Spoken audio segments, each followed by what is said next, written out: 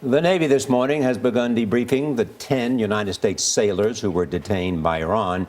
Images broadcast on Iranian television show the service members' apparent capture at sea.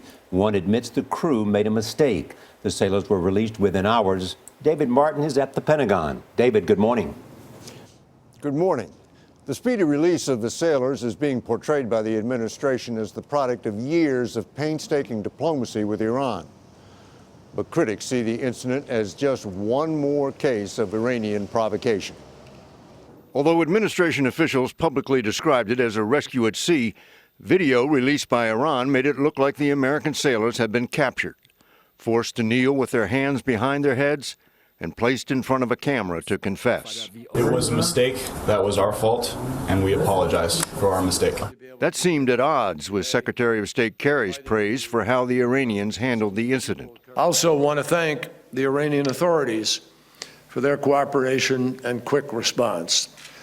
These are always situations which, as everybody here knows, have an ability, if not properly guided, to get out of control. Both sides agreed the two boats accidentally strayed into Iranian territorial waters.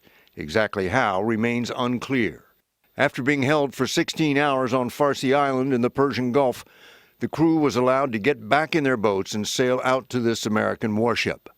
The release came after a series of phone calls between Secretary Kerry and Iran's foreign minister, who had developed a working relationship during the long, drawn-out negotiations in which Iran agreed to suspend its nuclear program in return for relief from economic sanctions. The Iranian foreign minister tweeted he was happy to see dialogue and respect, not threats and impetuousness, swiftly resolve the sailors' episode.